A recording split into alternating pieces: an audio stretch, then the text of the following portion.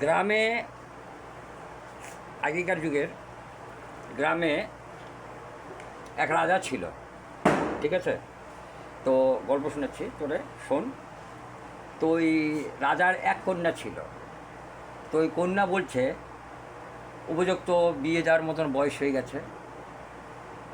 তো রাজামশাই করছে আমার তো একটা পাত্রের দরকার। তো অমুক দেশে এক রাজার ছেলে আছে, সে তো আমার মেয়ের যা বুদ্ধি, আমার মেয়ের যেরকম চালাক, এরকম তো আমাদের একটা চালাক চতুর জামাই চাই। তো দেখছে রাজামশাই চিন্তা করে দেখছে যে এরকমই হোক, সে রাজা না হোক ছেলেটা পাত্র, সে গরিব ঘরেরও হোক, কিন্তু আমার বুদ্ধিমতী একটা জামাই চাই। ও রাজা কিন্তু প্রজাকে বলছে নগরে নগরে ঢোল দিয়ে বেড়াও, যে আমার দরবারে একটা হাতি আছে বাঁধা, ওই আমার হাতিটাকে যে গোটা ওজন করে দিতে পারবে তার সঙ্গে আমার মেয়ের বিয়ে হবে, ঠিক আছে?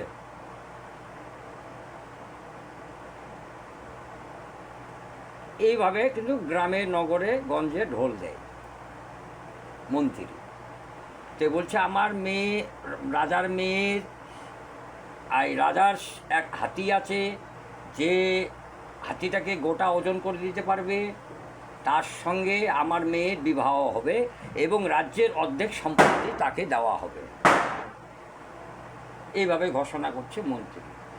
তো ওখানে এক আড়ির বেটা ছিল, খুব চালাক, আড়ির বেটা চালাক ছিল। তো ও কথাটা শুনতে যাওয়ার পরে, ওরও বয়স মোটামুটি 35-36 বছর। তো এবার একটু কমই হবে, 35-36 একটু বেশি হয়ে গেল, মানে 32-33 বছর বয়স হতো। তো ও মন্ত্রীকে যেয়ে বলছে দেখেন আপনি ঢোলটা বন্ধ করেন, আপনার যে হাতি আছে যে গোটা ওজন করে দিতে পারবে তার সঙ্গে রাজার মেয়ের বিয়ে হবে, রাজ্যের অর্ধেক সম্পত্তি দিবে। তো এটা কথা সত্য? মন্ত্রী মশাই কাছে হ্যাঁ এটা কথা সত্য, রাজার আদেশ।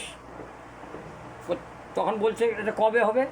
কোথায় এটাকে প্রতিযোগিতাটা চালু হচ্ছে আমাদের পরশুদিন। তো বলছে পরশুদিন, ঠিক আছে তাহলে আমি যাব। তো ঠিক আছে আসিও, এবং যেই পারবে না গোটা ওজন করতে, মানে হাতিটাকে গোটা যে ওজন করতে পারবে না, যদি না পারে ওই প্রতিযোগিতার মধ্যে, তার কিন্তু আজীবনের জীবন কারাগারে দণ্ডিত হয়ে থাকবে।